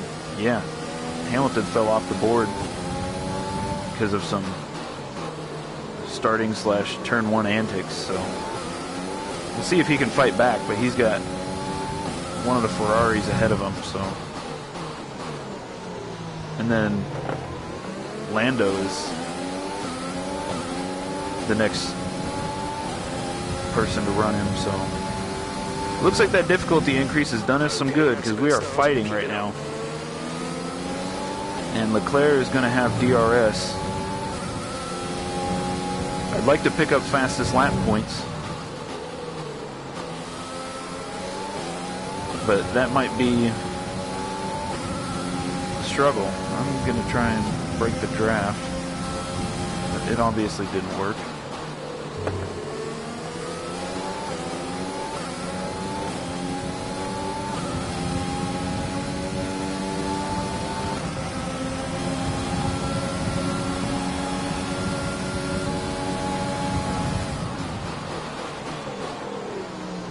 I let him have the inside because I was pretty positive that I was going to be able to outbrake him, but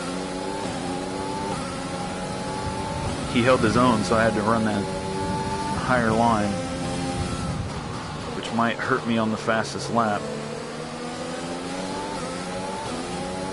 Right now I think the best bet for fastest lap is the car in third, but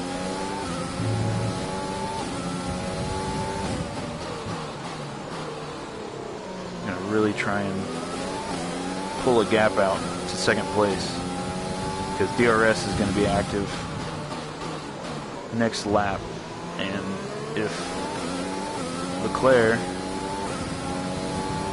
is still close enough to me to not only pull draft but run DRS in my draft wake as well, he's just gonna motor on by me. Like, it's not going to be a question of who has the better braking point. It's just going to be a matter of swapping spots. But it looks like I really drove away from him this lap, so it's going to be a matter of keeping him in that gap. Plus, I'm going to run a really quick lap for fastest lap. Great work. That's a new fastest. But it's only a 1:30, which I know for a fact I was running better than that in this other sessions. So I think really I did have DRS, so that changes things up quite a bit.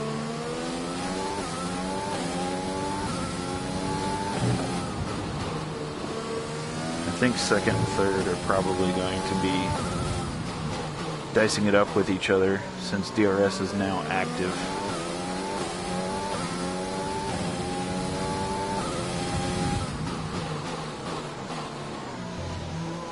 I'd like to see the Ferrari stay behind me, just to hurt Mercedes as much as possible in constructors' points. But I know that Ferrari is right behind them, so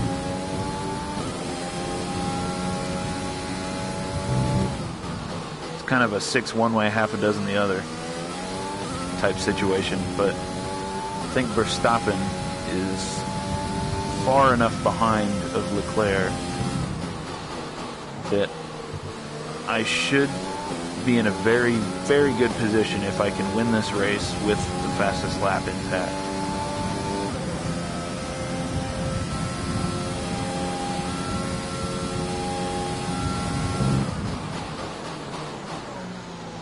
It's just a matter of me counting down the laps and hoping that nobody tears my lap down from the board.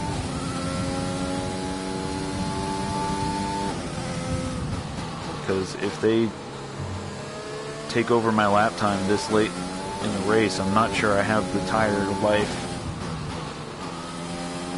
to beat it again.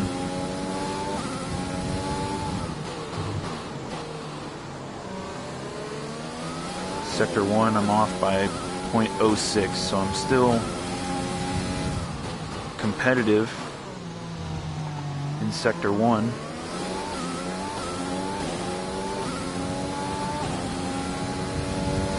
I believe it was a 3/10 split from my last lap to my best. That was a very slow corner. That's going to hurt me a lot for this sector split. Yeah, 0.56. So I really don't think I can hold the candle to my fastest lap anymore. So as long as nobody beats it, then we're fine.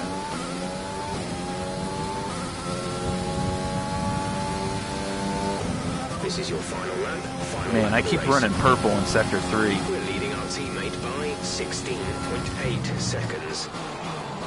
So I run competitive Sector 1, shit the bed Sector 2, and then Sector 3, I light the board on fire, apparently. Nobody's taken it yet, so I'm inclined to say that my fastest lap should be intact.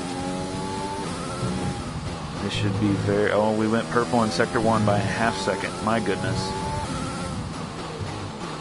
That goes to show that I don't know what I'm doing.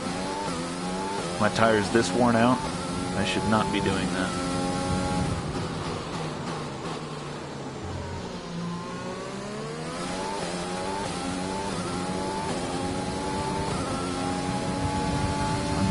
This should put us very nicely in the points.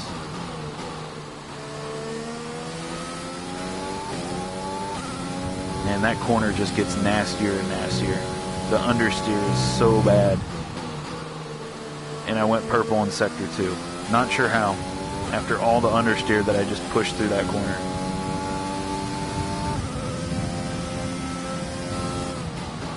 It looks like I'm going to run a new I'm going to take down my own fastest lap on the last lap of the race.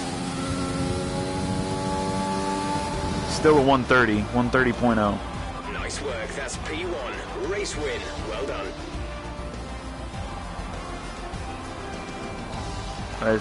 Hey! Attaboy, driver of the day. Where did he end up? Now I'm curious as to where he finished. You know, usually when my teammate's competitive, I usually come on the radio and ask where my teammate's at constantly because I want to know if we're getting points. But if he got driver of the day, he must have increased position fairly well.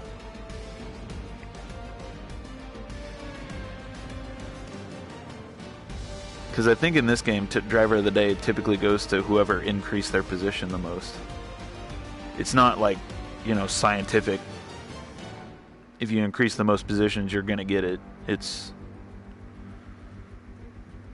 typically just those who in the top of position gained.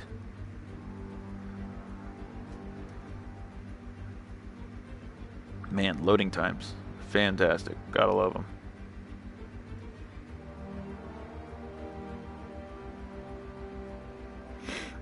So, let's review the driver's standings. The rookie increases their championship lead. Some amazing talents out on the track today. 16th. Anthony, who would you pick as honestly, your that's driver pretty of the day? solid. Charles Leclerc showed exactly He finished how to ahead of the manage Alpha himself out on the Tauri. track today. He was almost One of the flawless out racing there. points. Incredible stuff. It's time Both to see Williams how and things are Haas. shaping up. We should be In the finishing ahead of Constructors' both Williams and Championship, Haas. The owner driver's team moved to the top of the table. There was also a strong And showing he's from the McLaren team today. starting to as they mix it make up their with way Renault up and the Alpha standings. Tauri.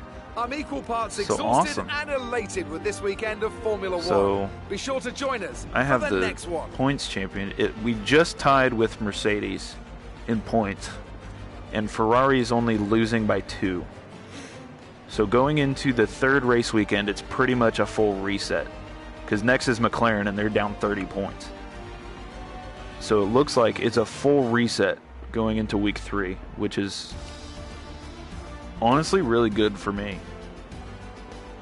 Because really the only points I'm going to be getting until probably deep into the season is just whatever points I pick up.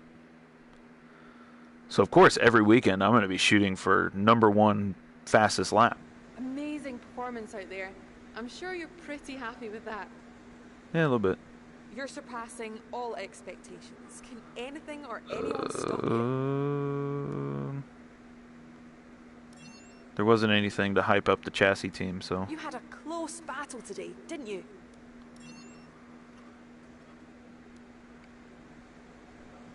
Well, that's everything. They're only giving me like 2 questions in these interviews now. Season 1, it was like 3, 4, and 5.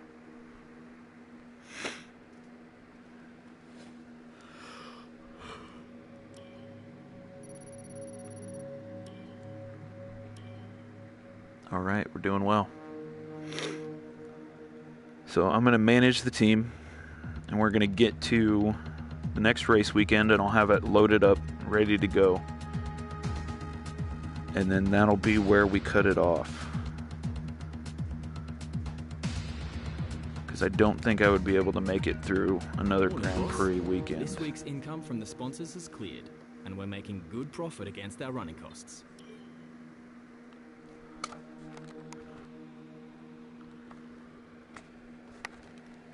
Right.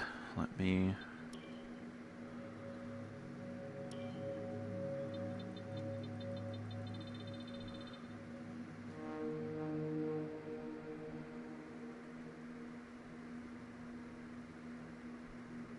Yeah. No, I already signed with them. Pole position.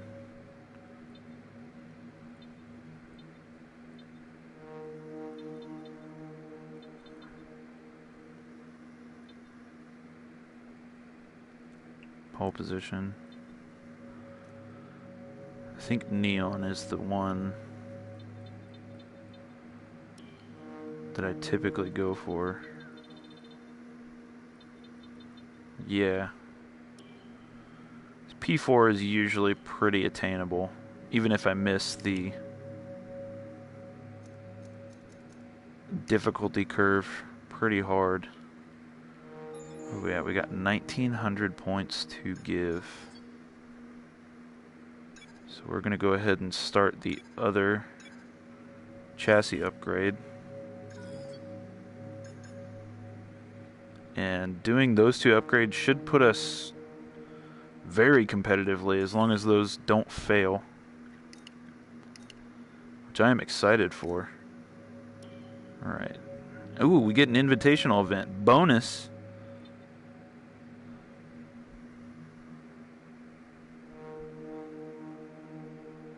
We'll do that one because it fits the time frame. Aero and chassis focus doesn't work. We'll do the F1 esports event because the other ones are kind of whatever. Cool.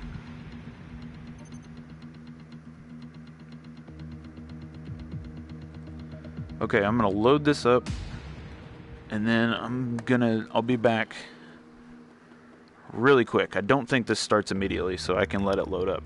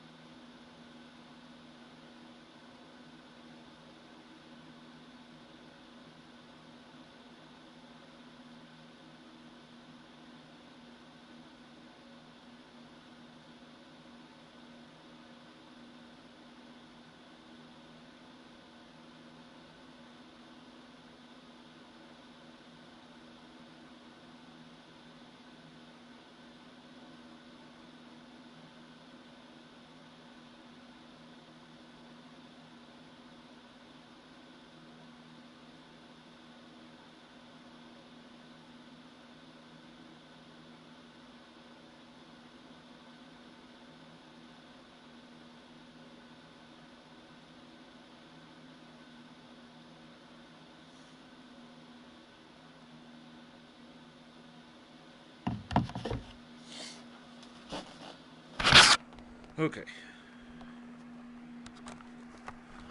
Just had to take a quick phone call.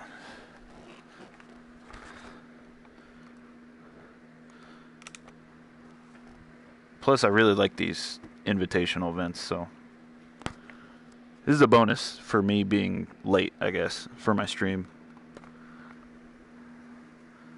Only got to overtake 10 opponents in the 2007 Ferrari, so should be not a problem.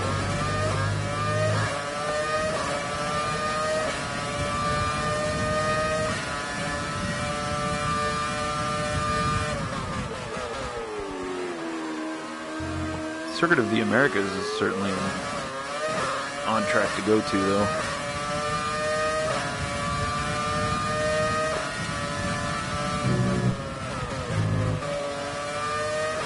I got that first car in a really bad spot. And I chose the wrong line trying to get around him.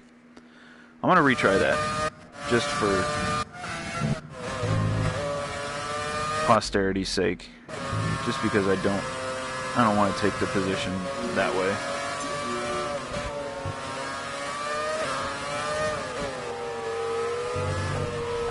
Ooh boy. These legacy cars really drive very different from the actual cars. So it's really quite the adjustment. Come on.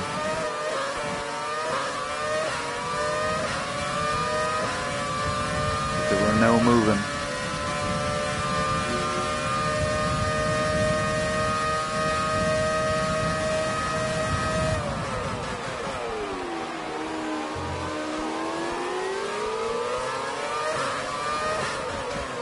I'm not going to be able to take these guys as a group.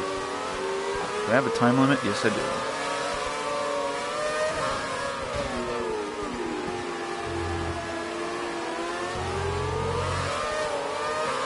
Tried to oh, come on.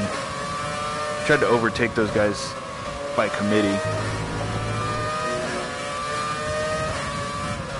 Alright. I'm not taking 2 warnings.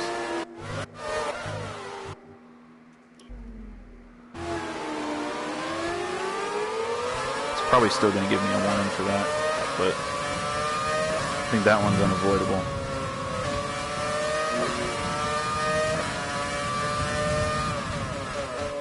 That one I was able to do a little better, but how many overtakes do we have right now? I think we still have 4 more to go. Yeah. I don't know how we're doing on time.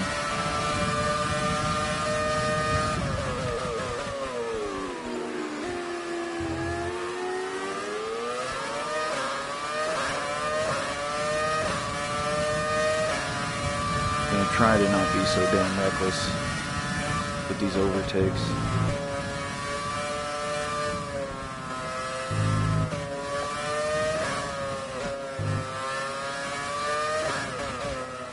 That's one thing that really scares me about qualifying poorly or playing multiplayer in this game, is that my overtaking is very elbows out, which does not work nicely for this game. Neither does elbows out driving, as you can see. But it not only ruins your day, but it ruins, like Gran Turismo, you can bounce off of each other, beat and bang and bounce off of each other, and it's kind of no harm, no foul for the most part, unless you go shoving each other off into corners. Even with the NASCAR game, if you can kind of beat and bang off of each other, as long as you don't upset each other's cars, then it's no harm, no foul. In fact, at the super speedways, running into each other is encouraged. But like in this game, you want to avoid each other like the plague. So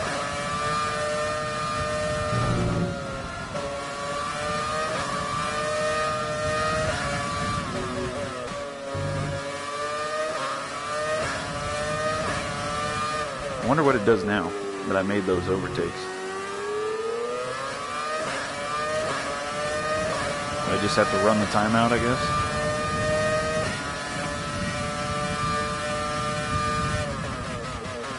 There's no extra credit.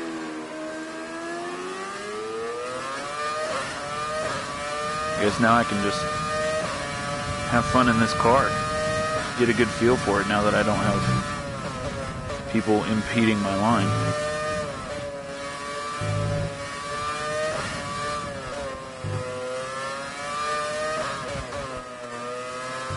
Which it honestly doesn't feel a whole crazy amount different than the modern cars. The throttle vectoring is certainly different. A little less rear downforce. But for the most part, cornering's pretty damn close.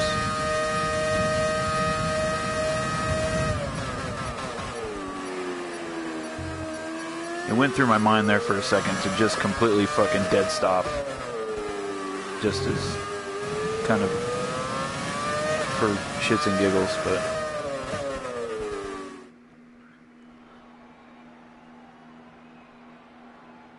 Cool. I think there's a trophy for completing like 10 of those.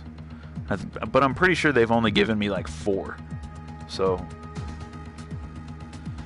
maybe now this season that my acclaim is up higher, then I'll get invited to more of those events.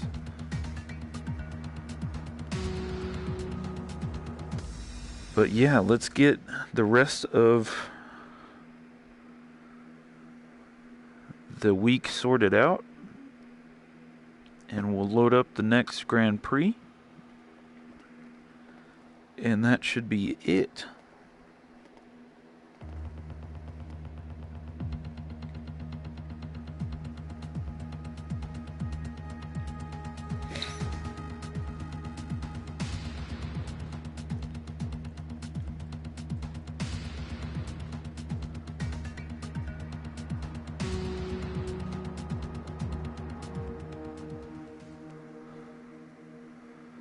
Plus, I'll get to see if any of my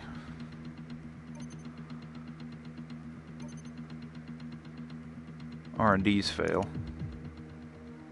Full potential. I guess that means I got to spec 3 on the chassis team.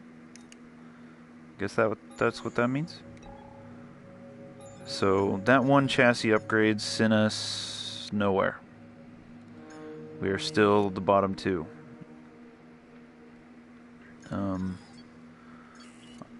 Both of those upgrades went through, which is good.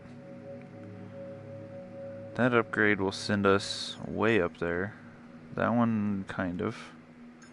For drag reduction and front downforce. Really want front downforce.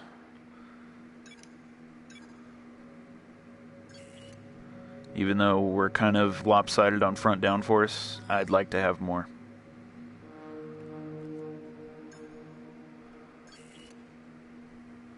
I am excited to see where we end up after these major upgrades that we're starting to pull down. See how we're doing corporate-wise. We should... So it looks like those guys are going to go through next... through the next race weekend. So let's go ahead and load up Hanoi. Then we'll roll out to the main menu. Good evening. I'm doing pretty good. Unfortunately, you've kind of showed up towards the end of my stream. I got started a little bit late, so I'm cutting this one a little bit short. But I will for sure be back tomorrow.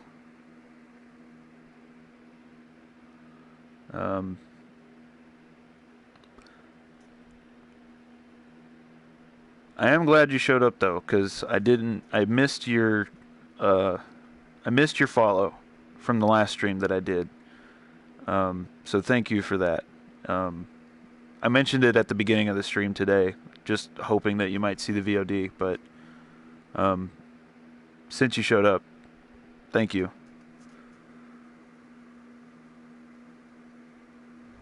I still haven't figured out alerts all the way yet, so it looks like this is going to be a race in the wet. So I really am glad that I'm not doing that right now.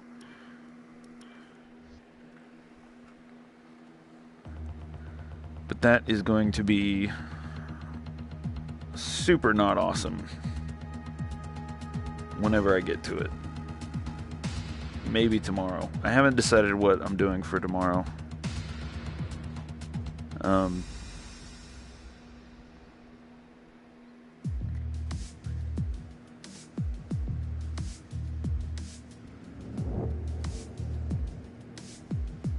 Yeah, long days at work. Those will take it out of you for sure.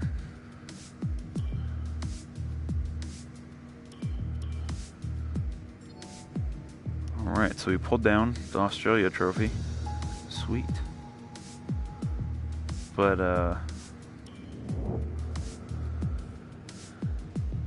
yeah, it looks like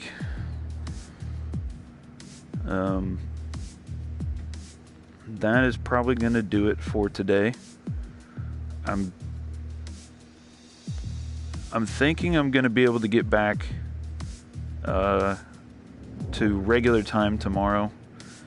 Things kind of came up today super quickly, so I kind of had to scramble to change my schedule over, but I got the schedule changed over. It was a little later in the day, but as of right now, I should be tracking. I have nothing on my schedule, so I should be tracking to be regular time tomorrow, 6 o'clock, my time. So, I might be able to come back to this tomorrow. 2006, that's a while ago. I actually just got into F1. The games and stuff, I just got into them last year. So it's kind of cool to get into a whole new series and see what the community's about and see what everything's about. It's really kind of cool getting a fresh perspective on something that's been around for so long. But yeah, I think that'll do it for today. But I will be back tomorrow at 6 o'clock my time, which is Central. Yeah. So hopefully catch everybody there. Once again, to everybody who showed up in, just watch for a little bit. If you watch the whole time, just showing up last couple minutes and jumping into the chat, I appreciate it a ton. You have a good night as well. Hopefully you get some good rest after that long day at work. So thank you all very much, and I will be back tomorrow.